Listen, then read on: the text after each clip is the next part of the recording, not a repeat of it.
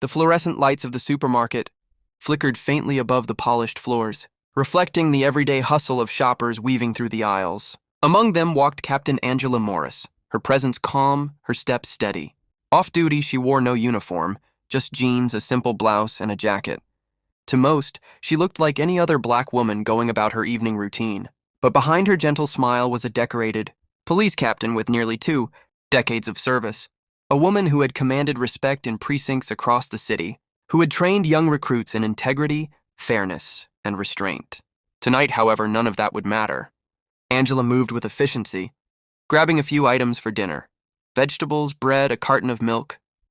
She carried a quiet dignity, the kind that came from years of proving herself in a world where she was doubted more often than she was trusted. She placed her basket at the self-checkout kiosk and began scanning her items. Each beep echoed in the quiet hum of the machines. It was an ordinary moment until it wasn't.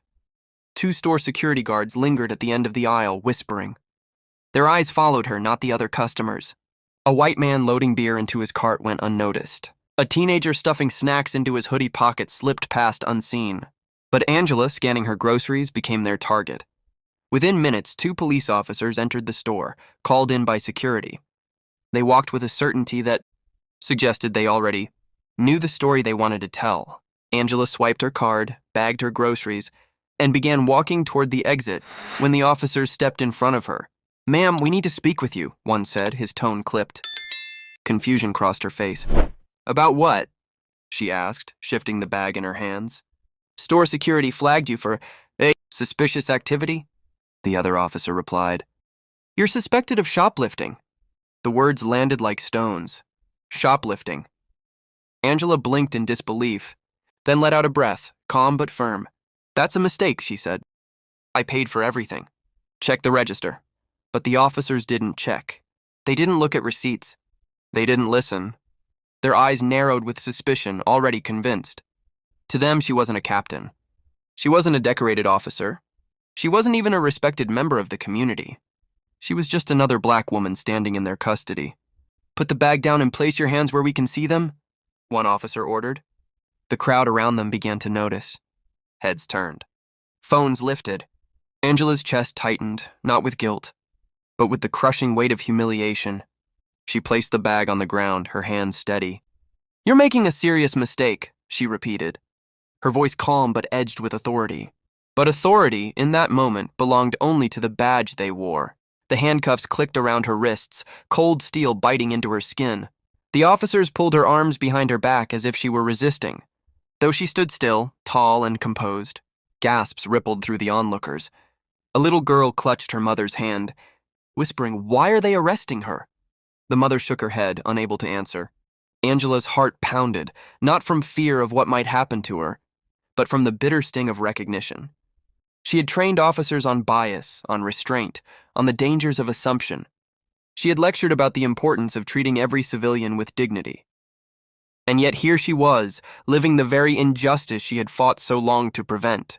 It wasn't lost on her. This was not about the groceries.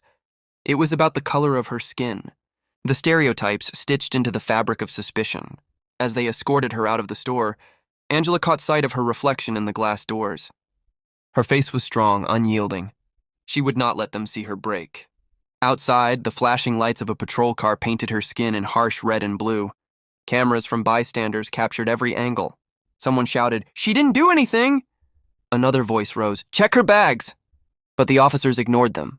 Their focus locked on a narrative they had already written. In the back of the squad car, Angela sat in silence, wrists aching against the cuffs. She thought of her colleagues, of the precinct where her name was etched in honor. She thought of her cadets, the young officers she had mentored to rise above prejudice. And she thought of her late father, who had once told her, as a black woman in uniform, "You'll always carry 2 battles, one for justice and one for dignity." Tonight, both battles had collided in the cruelest way. At the station, she was booked like any other suspect. Fingerprints pressed onto cards. Mugshot taken under unforgiving fluorescent light. Her belongings confiscated. The officers treated her words as noise, not truth. "You have the right to remain silent," one recited. She almost laughed at the irony. Silent, when silence had already been forced upon her. Hours passed in the holding cell. Angela sat on the bench, her posture unbroken. She replayed the scene in her mind, the disbelief on the faces of bystanders, the little girl's question, the weight of her own helplessness. But beneath it all burned a fire, not of anger but of resolve. This was not how her story would end. Finally, a senior officer entered the holding area, holding a file in his hand. His expression shifted from confusion to shock as he read the details. "Captain Angela Morris," he muttered under his breath. The room fell into a stunned silence. The realization spread like wildfire. The woman they had booked, fingerprinted, and humiliated was not just innocent. She was one of their own. Not a rookie, not a patrol officer, but a captain. The younger officers stiffened, their confidence evaporating into unease. They avoided her eyes, suddenly aware of the magnitude of their mistake. But Angela didn't gloat, didn't lash out. She sat still, her silence heavier than any reprimand. The senior officer approached the cell, fumbling with the keys. "Captain Morris, this is a misunderstanding," he stammered, his voice cracking. The lock clicked open, but the damage had already been done. Angela stood, her wrists marked from the cuffs. She walked out with her head high, her dignity scarred but not broken. Every step was deliberate, echoing in the corridor like a warning. The officers shifted uncomfortably, their faces pale, their authority stripped bare. In that moment, it wasn't the captain who was on trial, it was the system they served. The truth had been revealed, but the story was far from over. For Angela, this was not simply about clearing her name. It was about exposing the layers of injustice that lay hidden beneath everyday encounters, about confronting a reality where even a decorated police captain could be reduced to a stereotype in seconds. And as she walked out of the station into the night air, she knew one thing with absolute certainty: silence was no longer an option. The night outside the station was heavy with silence, but inside Angela's chest a storm raged. She inhaled deeply, her breath visible in the cool air, her heart steady but her mind unrelenting. She had been stripped of her dignity in front of strangers, paraded in handcuffs, her humanity diminished to a false accusation. And though the senior officer's apology echoed faintly in her ears, it was hollow, insufficient. No words could erase the humiliation that had unfolded. She wasn't merely fighting for her name, she was fighting for every black woman who had been dismissed, misjudged, or silenced. Angela drove home in silence that night, her badge resting in the glove compartment. It felt heavy, almost mocking. She had dedicated her life to upholding justice, yet justice had turned its back on her in the most personal way. As she pulled into her driveway, she sat in the car, staring at her reflection in the rearview mirror. The face staring back was weary but fierce. She whispered to herself, "This is bigger than me." And in that moment, she knew she could not allow this injustice to fade quietly into the shadows. The next morning, the videos from the supermarket had already spread online. Clips of Angela being handcuffed, the cries of bystanders, and the bewildered look on her face circulated across social media. Headlines emerged. "Black woman arrested for shoplifting, turns. Ouch, she's a police captain." The story ignited conversations about race, policing, and accountability. For many, it was a painful confirmation of what they had long known, that the uniform did not shield black bodies from suspicion, even when that body belonged to someone who had sworn to protect and serve. Inside her home, Angela's phone buzzed relentlessly. Calls from colleagues, texts from community leaders, messages from strangers pouring in with words of support, outrage, and disbelief. Some officers she had trained called in tears, apologizing for a system they felt complicit in. Others remained silent, their absence speaking louder than words. Angela listened, read, and absorbed it all, her heart both heavy and fueled. She had a choice: retreat into silence or use her voice to demand change. 2 days later, Angela stood before a packed press conference. Cameras flashed, microphones crowded the podium. Her posture was straight, her uniform crisp. This time, the badge pinned firmly on her chest. The room hushed as she began to speak. Her voice carried the weight of the humiliation she endured, but also the unshakable strength of her resolve. "What happened to me in that store was not an isolated mistake," she began. "It was a reflection of a larger truth.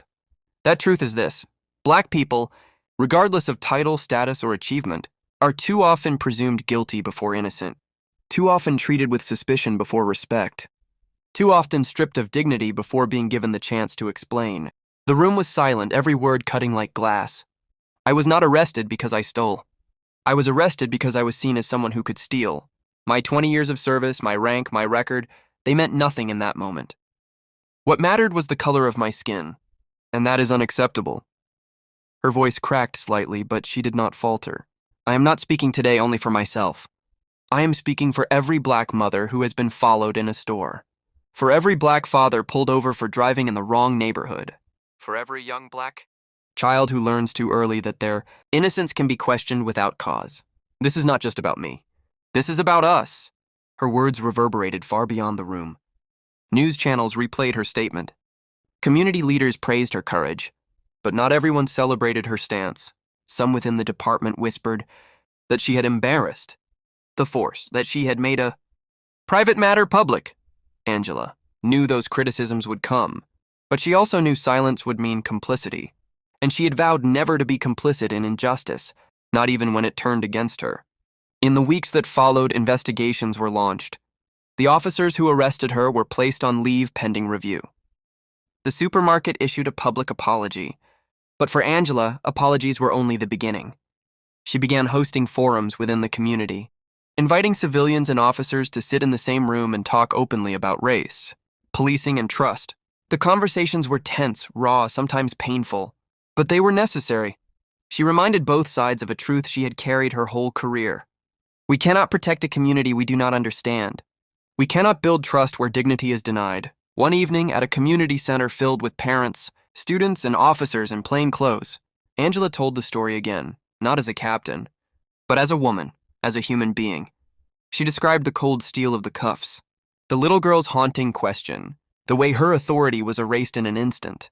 And then she turned to the young officers in the room and said, "If you learn nothing else from me, learn this. Your badge is not a license to assume. It is a responsibility to protect. Protect even those who look nothing like you, especially those who look nothing like you." Her words left the room in silence. A young recruit raised his hand, his eyes damp. "Captain, I don't ever want to be the officer who did that to you." "How do I make sure I'm not?" Angela looked at him, her expression both stern and kind. "See people," she replied. "Not profiles. Not stereotypes. See their humanity first. If you can do that, you won't repeat their mistake." Her story continued to ripple outward. Civil rights groups invited her to speak. Schools asked her to address students. Churches called her to share her testimony of resilience. And though the memory of that night never faded, Angela transformed it into a beacon, a living example of how dignity could be bruised, but not broken, how justice could stumble but still be demanded. Months later, she returned to that same supermarket. She walked through the aisles with her head high, not in defiance but in reclamation. Some employees avoided her eyes, others offered quiet apologies. She bought her groceries, scanned them at the self-checkout, and left without interruption. But this time she wasn't alone. Community members who had heard her story walked with her, a silent show of solidarity. And in the reflection of those glass doors where she had once seen humiliation, she now saw strength, hers and her community's. Angela knew the road ahead was long. Prejudice would not vanish overnight, and injustice would not crumble with one speech. But she also knew that stories like hers, painful, raw, and real, could force a reckoning. They could make people uncomfortable, yes, but also awaken them to the urgency of change. She believed that her duty as a captain extended beyond the precinct walls. It was her duty as a black woman, as a leader, as a human being, to keep telling the truth until justice was no longer a question, but a promise.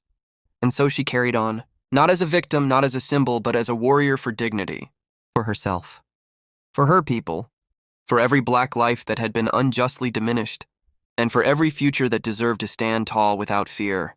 Angela's arrest had been an attempt to break her. Instead, it became the spark that ignited her greatest mission, to ensure that no other black woman, no other black man, no other black child would have to whisper to themselves in despair, "This is bigger than me," because she had already declared it for them, and she would keep declaring it until the world finally listened. Angela's story had grown far beyond the supermarket, far beyond the city. National news outlets carried her face, her voice, her testimony. Some praised her courage. Others criticized her for airing dirty laundry about policing in America. She knew this backlash was inevitable. Truth was always uncomfortable, especially when spoken by those who refused to be silent. But for Angela, discomfort was necessary. It was the only soil where change could take root. Late one night, she sat at her kitchen table, papers scattered before her. Letters from strangers filled the pile, handwritten notes from mothers, typed emails from retired officers, postcards from college students who had seen her press conference online. One letter caught her eye. It was from a young black teenager named Isaiah. His words were shaky, written in uneven pen strokes.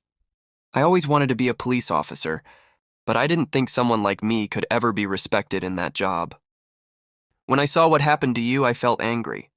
But when I saw you stand up and speak, I felt proud. You made me believe that maybe I can still try.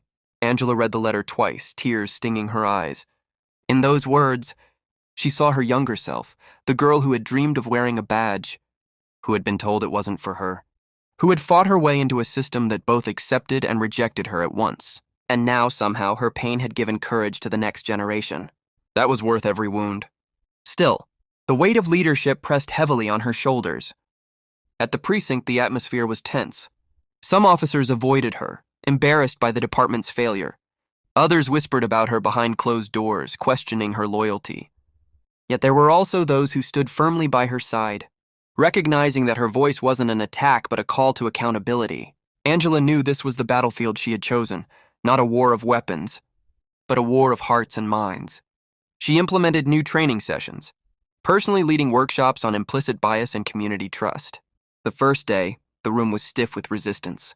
Some officers sat with crossed arms, faces hardened in defiance. Angela stood before them, not with anger, but with an unshakable calm.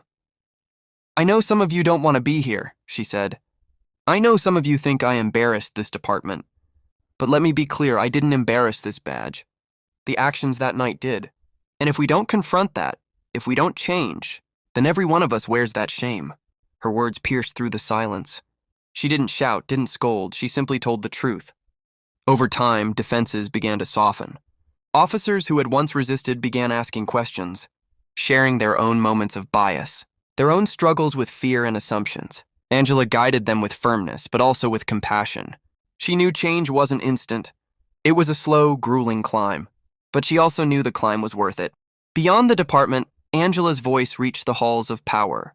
Civil rights organizations invited her to testify before city councils and state committees.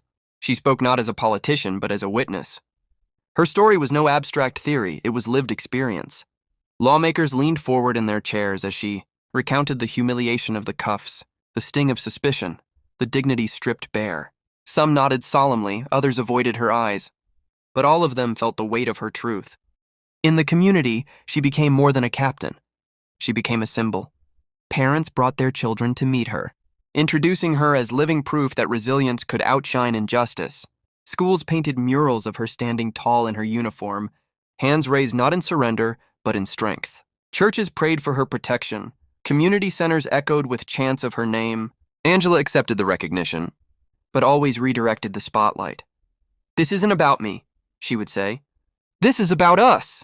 This is about building a future where no one has to live this story again." But even warriors grow weary. Late at night, when the cameras were gone and the speeches ended, Angela felt the exhaustion seep into her bones. She thought of her mother, who had passed years earlier, and the words she once whispered, "Never let the world make you small." Those words carried her through the darkest nights, when the burden of being both black and blue felt impossible. One evening, she attended a town hall meeting where tensions ran high. Residents voiced their anger about policing, about profiling, about the fear that lived in their daily lives. Some shouted, some cried, some accused her directly. "How can we trust you when the same system you serve keeps failing us?" Angela stood at the podium, letting the anger wash over her. She didn't flinch. When the room quieted, she spoke softly, yet her words cut deep. "You don't have to trust my badge," she said. "You don't even have to trust this uniform, but I ask you to trust this. I know what it feels like to be treated as less. I know what it feels like to be seen as a threat when all you are is human. I live in the same skin you do. And because I know that pain, I will fight every day to make sure our children don't inherit it." The room shifted. Some faces softened, others wept openly. In that moment, Angela wasn't just a captain. She was a mirror, reflecting their pain, their hope, their fight for dignity. Months turned into a year. The officers who had arrested her faced disciplinary action. their careers forever marked by the night they let bias overrule judgment. The supermarket overhauled its policies, pledging to end discriminatory practices. And Angela? She continued her mission, knowing it was endless, knowing it required more than one lifetime. But she also knew she wasn't alone anymore. A movement had grown around her, carried by voices she had inspired, fueled by stories like Isaiah's letter. One evening, after a long day of training young recruits, Angela walked past the precinct's wall of honor. Her name was etched there alongside other captains. She paused, running her fingers over the engraving. For years, she had thought this wall represented her greatest achievement, but now she understood. Her true legacy was not in the metal letters on the wall, but in the living hearts she had touched, in the courage she had ignited, in the dignity she had reclaimed for her people. She smiled softly to herself, whispering into the quiet hall, "We are not done yet." And with that, she stepped forward carrying not just her story, but the stories of countless others determined that their voices would never again be silenced. The seasons changed, but the memory of that night in the supermarket never faded. Angela carried it like a scar, visible not on her skin but in the air around her, a reminder of both injustice and resilience. Yet as the months passed, she realized the scar had become something else too. It had become a story people needed. Everywhere she went, strangers stopped her to thank her.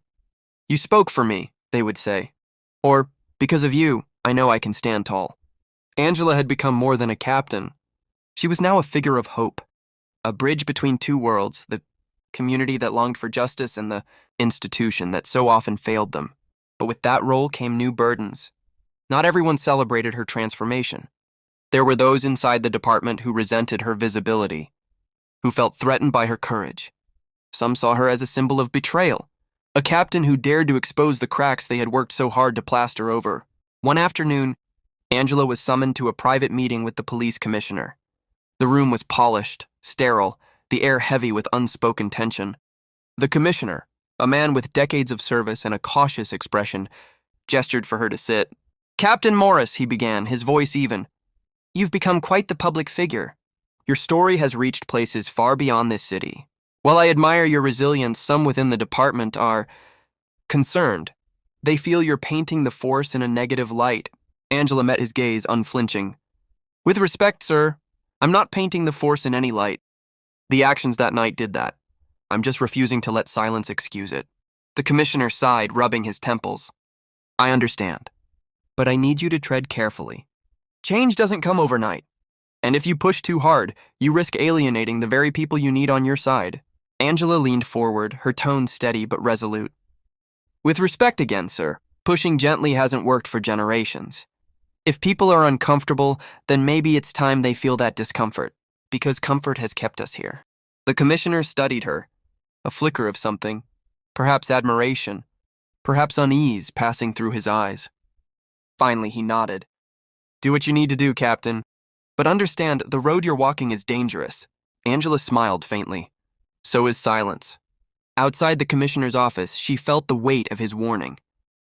But she also felt clarity. She had not come this far to retreat now. Her work deepened. She launched mentorship programs for young black recruits, determined to give them the tools and resilience she had once fought to find alone. She met with high school students, listening to their fears about police and authority. She sat with grieving mothers who had lost children to violence, offering not empty promises but her presence, her willingness to listen. Through it all, Angela understood something crucial. True leadership wasn't about commanding respect, it was about embodying it. One evening, she received another letter, this one from a retired black officer who had served in the 1970s. His handwriting was firm, his words deliberate. "I wore the badge when the world thought a black man in uniform was a contradiction. I took blows from both sides, but I kept wearing it because I believed in the possibility of change. When I saw what happened to you, I wept. But when I saw you stand, I knew the torch had been passed. Carry it well, Captain. The road is long, but you do not walk it alone." Angela held the letter close, her heart swelling with both pride and sorrow. She thought of all the names before her, men and women, who had fought battles she would never see, who had endured humiliations far greater, who had paved the road so she could walk further. She was not alone. She was part of a lineage of resilience. But with every step forward came new resistance. At another community forum, a man stood up and shouted, "You're still a cop! You wear that badge, you can't stand with us. You can't fight for us and represent them at the same time. His words echoed through the room, a raw expression of distrust. Angela didn't dismiss him. She didn't argue. She walked closer, her voice calm but unwavering. You're right, she said. I am still a cop.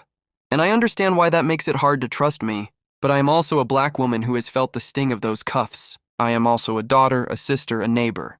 My badge doesn't erase my skin. My uniform doesn't shield me from suspicion. What I ask of you is not blind trust. What I ask is patience, to see if my actions match my words.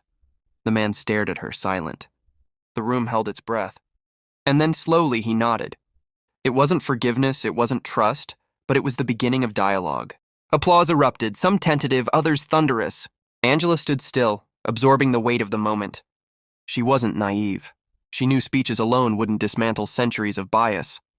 But speeches could ignite, and ignition was the beginning of fire. When she left the stage, people swarmed her with questions, handshakes, gratitude. Among them was a young black woman, no older than 20, tears streaming down her cheeks. Captain Morris, she whispered, because of you, I'm going to apply to the academy.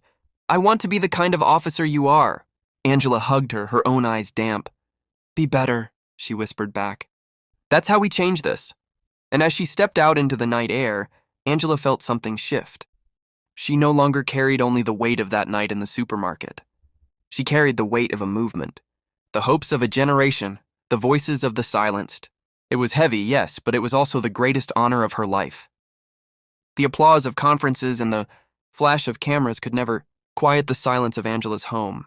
When she returned each night, she closed the door on the noise of the world, stepping into a space that was both sanctuary and solitude. The walls of her house bore photographs of her family, her late parents, her younger brother who had moved across the country, her nieces and nephews smiling brightly. Yet the house itself was often quiet, its stillness pressing in on her like a shadow. Her mission consumed her days, but the nights brought reflection. She would sit at her dining table, a single lamp glowing, her badge resting beside her cup of tea. She would stare at it for long stretches, remembering the pride it once gave her, and the pain it had recently brought.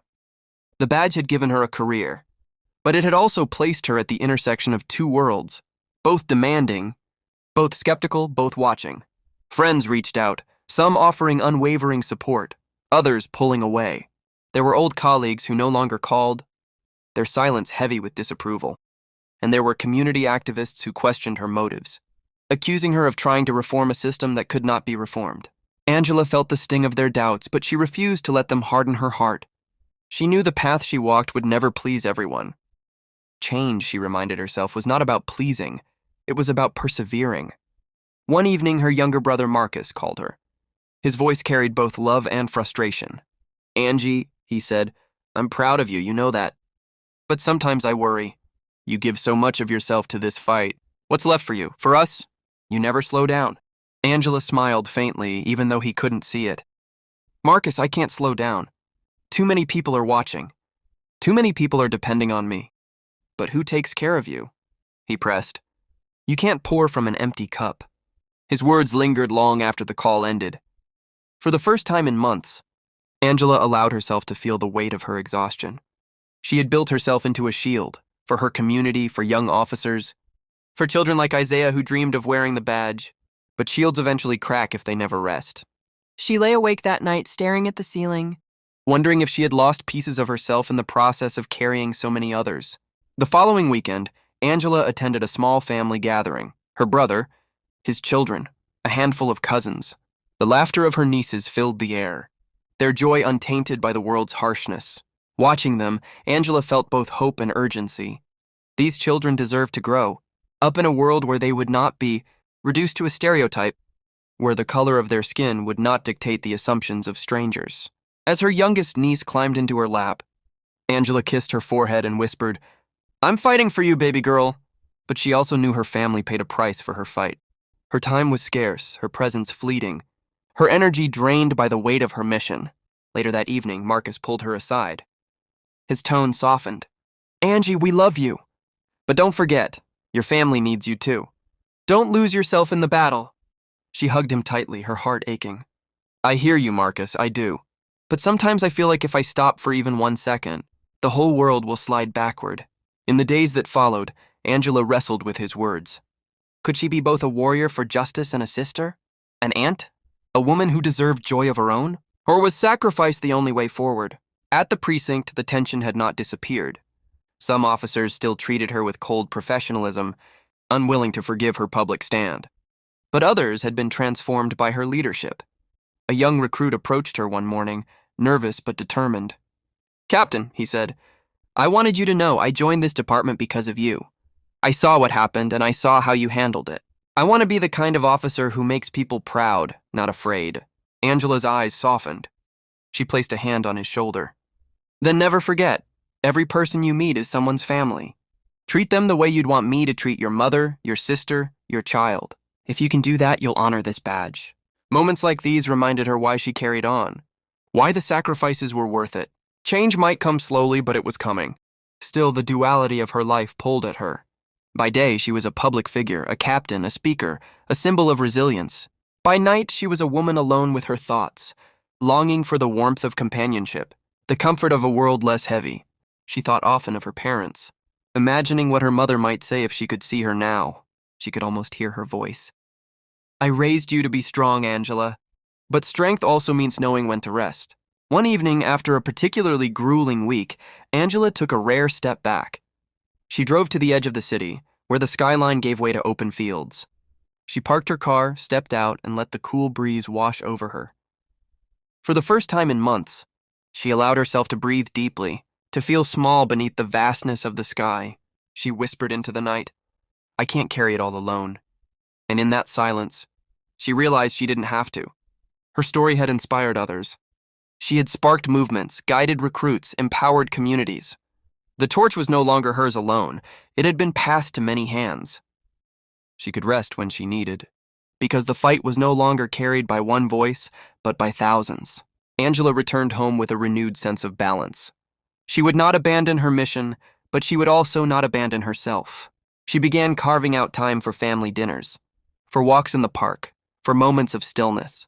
And strangely, she found that when she returned to the fight, her voice was stronger, her resolve sharper, her heart lighter. The world still tested her. Injustices still surfaced. Resistance still rose. But Angela now understood something vital. Justice was not a sprint. It was a marathon, a relay race passed through generations. Her role was not to finish the race alone, but to run her part with courage, and to pass the torch burning brighter than when she received it. And so she carried on, still a captain, still a black woman who had survived humiliation and turned it into strength, still a bridge between two worlds. But now she carried herself with a fuller heart, knowing that the fight for justice was not only about dignity, it was also about preserving the joy and humanity worth fighting for in the first place. Years passed, but the memory of that day, the false arrest, the humiliation, the revelation, never faded from Angela's mind. It had become the spark that lit an enduring fire, one that burned brighter as the years moved forward. Time etched fine lines on her face, but her spirit remained unbroken. She stood taller, wiser, her presence commanding not just because of her rank, but because of the truth she embodied. By now, Angela was no longer just a captain. She was a leader whose name carried weight in precincts across the state. Police chiefs and city officials sought her counsel. Universities invited her to lecture on justice, leadership, and reform. Her words had traveled beyond the walls of her precinct and into the hearts of people she had never met. She had become both a mentor and a symbol, a reminder that courage was possible even when the world tried to strip it away. Her influence reached the recruits who once entered the academy full of fear and doubt. Now many of them wore sergeant stripes and lieutenant bars, carrying her lessons forward.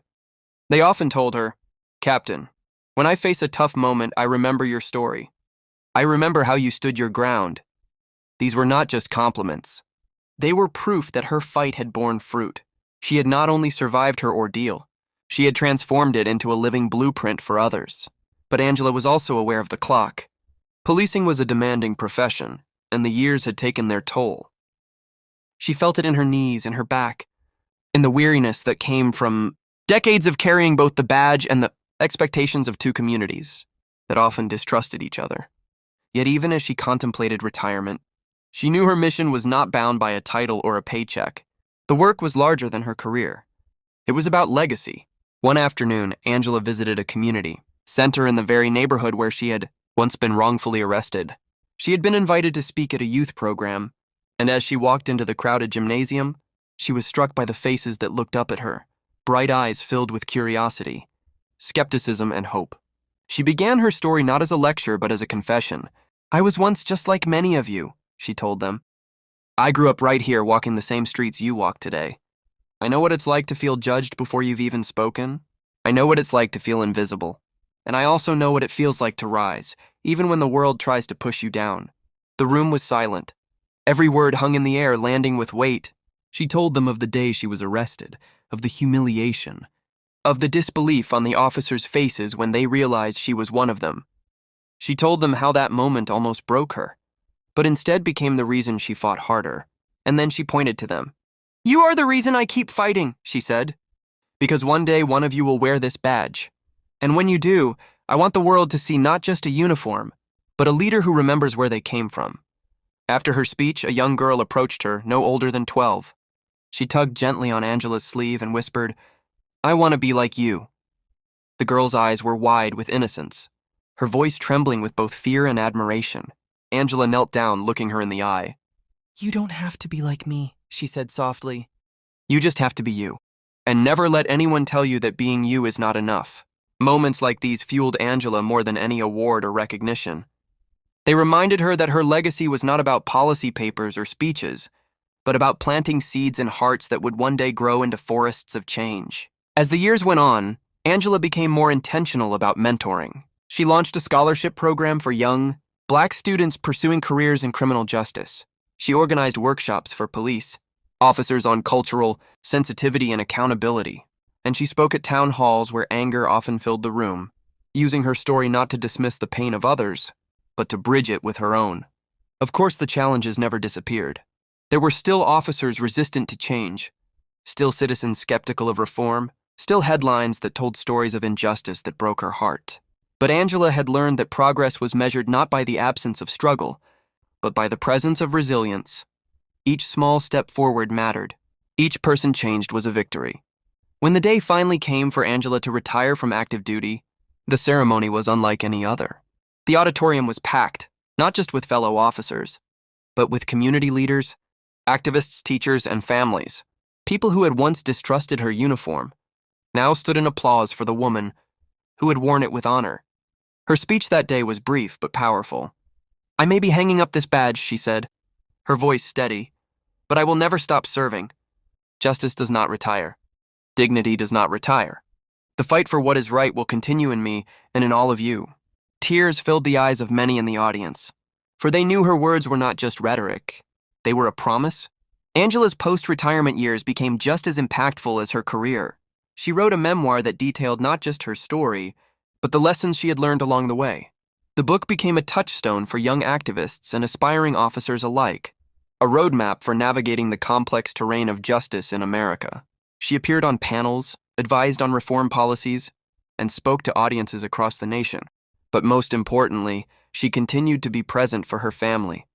She attended her niece's graduations, her brother's milestone celebrations, and gatherings that once slipped through her fingers during her years on the force.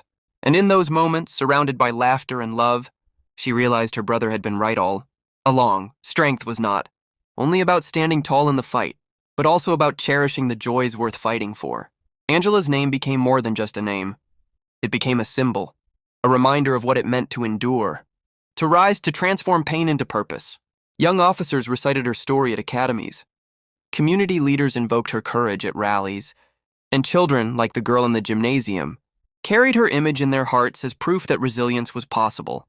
Her legacy lived not just in the system she tried to change, but in the people she empowered to believe in themselves, to demand dignity, to hold the world accountable. Angela often said, "I was arrested once for being seen as less than who I was, but I built a life where the world could never again deny my worth." And in the twilight of her years, when she looked back, she saw not just a career, not just a struggle, but a legacy etched into history. A legacy that whispered to every Black child, every woman, every soul who had ever been doubted, "You are enough. You are powerful.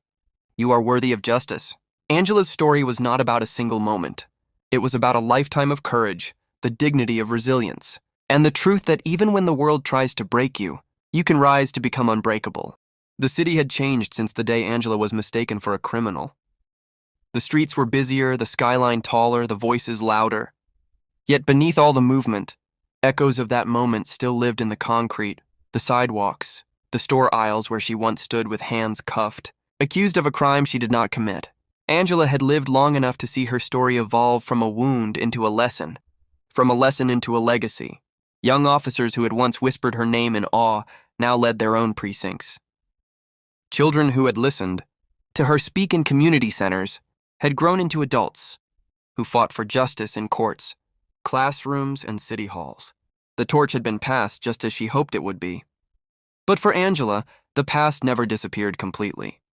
It followed her like a shadow, a reminder of both pain and progress.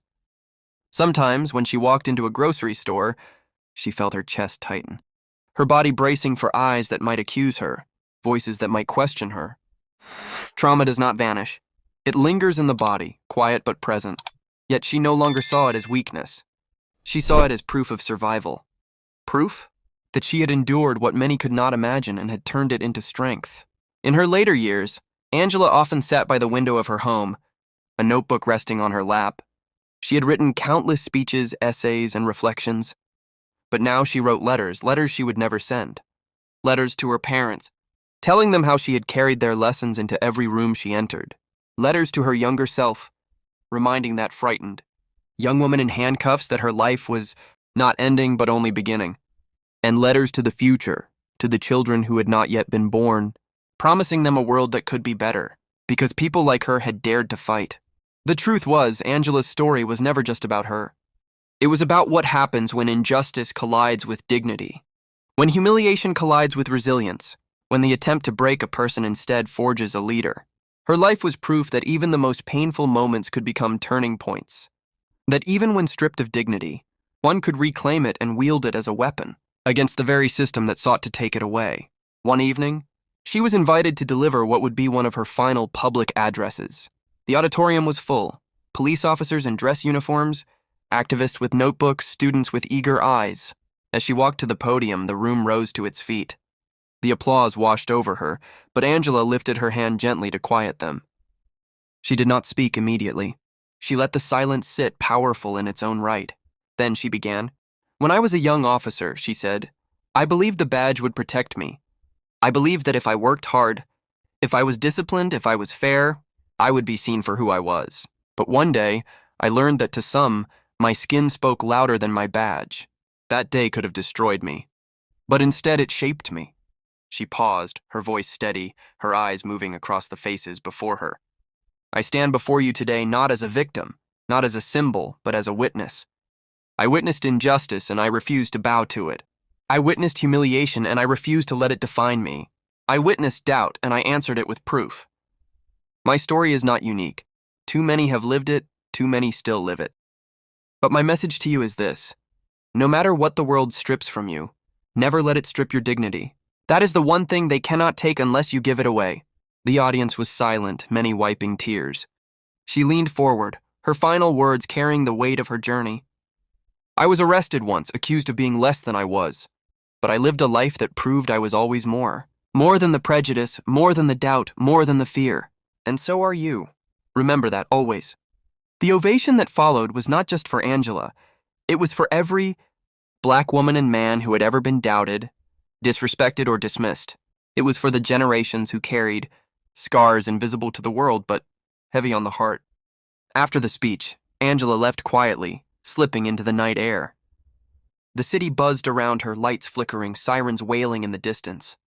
She walked slowly, no longer rushing as she once did. The fight was still ongoing, but it was no longer hers alone to carry. She had passed it on, and she trusted that those who followed would not let it fade. At home, she returned to her window seat, where the notebook still waited. She wrote one last letter that night. It was not to her parents, not to her younger self, not even to the future. It was to the people. She wrote, "I was once seen as a criminal when in truth I was a protector. I was once treated as less when in truth I was more. My life has been proof that dignity can survive the storm, that courage can grow from pain, that justice can be carried forward even when the world resists it. If you remember me at all, do not remember the handcuffs. Remember the rise, remember the fight. Remember that the story of one black woman is the story of many, and that it is not a story of defeat, but of unshakable resilience. When she put the pen down, she smiled, a quiet, tired smile, but full of peace. She had carried her burden, turned it into a banner, and left it high enough for others to see. Angela's story did not end with her, because it was never just hers. It was the story of every person who has been underestimated and every person who has risen in defiance. It was the story of justice demanded, dignity reclaimed, and hope preserved. And in that truth, her legacy lived on, unfolding not in monuments or medals, but in the hearts of those who now walked with the courage she had once fought to find. Her life whispered across generations, "They may try to strip you. They may try to silence you, but you are more than they can see. And your dignity, your courage, your truth will always rise." The years stretched on, and Angela's name became more than a memory. It became a story passed down, whispered in classrooms, invoked in sermons, celebrated at family tables. Some remembered her as the police captain who refused to be broken by humiliation. Others knew her as the community leader who gave voice to the voiceless.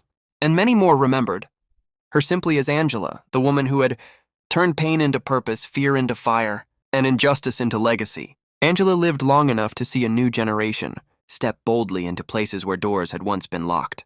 She saw young black women graduating from academies, pinning on badges with tears in their eyes, whispering silent thanks to the trailblazers who had cleared the path. She saw community organizers leading with strength, no longer begging to be heard, but demanding accountability with dignity. She saw children like Isaiah, the boy who once said he wanted to be a police officer, now grown into a man raising his own family, still remembering the captain who told him he was worthy. Yet, even as the world shifted, Angela knew the struggle was not over. There were still headlines of injustice, still moments of despair, still wounds that had not healed. But she also knew the difference now. The movement was no longer fragile, no longer reliant on one or two voices. It had become a chorus, powerful and unyielding, echoing across generations. In her twilight years, Angela spent much of her time in her garden. She planted flowers that her mother once loved, tended to the soil with care, and found peace in watching things grow. It was here, among the blooms and the soil, that she reflected on her journey. She thought often of that day in the store, the coldness of the handcuffs, the disbelief in her heart, the silence of the officers when they realized who she was. It had been the darkest of moments, but it had also been the beginning of everything. Without it, perhaps she would never have become the woman she was. Angela often said, "Life has a way of planting us in the soil of pain, but it is our choice whether we grow bitter, weeds, or blooming gardens." She had chosen to bloom. As her health began to fade, her family gathered close. Her brother Marcus sat beside her bed, his children, now grown, standing quietly, remembering all the lessons she had given them. Angela's voice was softer now, but still steady. She looked at them, her eyes still carrying that same unbreakable fire, and said, "Promise me something. Promise me you'll never let this world tell you who you are. You tell the world." Every single day, they promised, tears streaming down their faces. In her final days, Angela asked for her notebook, the one she had written in for years. She flipped through pages of letters, speeches, and reflections. Then she turned to a blank page and wrote her last words. "I was once mistaken for a thief, but in truth I was always a builder. I built bridges, I built trust, I built hope. If my story lives beyond me, let it not be a story of shame, but of strength. Let it not be a story of humiliation, but of honor. And let it remind the world that dignity is not something you are given. It is something you claim, even when they try to take it away." Those words became her final gift to the world. When Angela passed, the city mourned. Officers in dress blues stood shoulder to shoulder with community activists, both honoring the same woman. Streets she once walked were lined with candles and flowers. Murals appeared on brick walls, her face painted with a fierce gaze. Her badge shining in gold, the words "Dignity always rises" written above. Her funeral was not quiet. It was an anthem. Voices lifted in song, speeches filled with gratitude, stories told of how she had touched lives. From the mayor to the children in her neighborhood, they all spoke the same truth. Angela was more than a captain. She was a movement. But perhaps the most powerful tribute came not from leaders or officials, but from a young girl who stepped nervously to the microphone. She was no older than 12, the same age as the girl who once tugged at Angela's sleeve in the gymnasium. She held a small piece of paper, her hands trembling. She told me, the girl said, her voice breaking, that I don't have to be her. I just have to be me. And that's what I'm going to do. I'm going to be me. Because of her, I believe that's enough. The room erupted in tears and applause. For in that child's words was Angela's entire legacy, her message, her fight, her truth living on. In the years that followed, Angela's name became immortal. Scholarships bore her name. Annual lectures were held in her honor. Young officers recited her story during academy graduations as a reminder of why integrity mattered. And in every community center where her story was told, the message was clear. They may try to strip you of your dignity, but they can never erase your worth. Angela's life was proof that history is not only written in courts or laws, it is written in the courage of those who refuse to bow. Her story was not one of defeat, but of defiance. Not one of shame, but of strength. And though she left the world in body, her spirit became a compass, guiding others toward justice. And so the story ends where it began, not in a store aisle, not in handcuffs, not in humiliation, but in dignity. Because Angela's life proved the truth that echoes across every generation. You may be underestimated. You may be doubted. You may be wrongfully accused. But you are never defined by the eyes of those who fail to see you. You are defined by the courage to stand, to rise, and to claim your worth. Angela claimed hers, and in doing so, she gave it back to us all. Her story, her fight, her dignity will never end.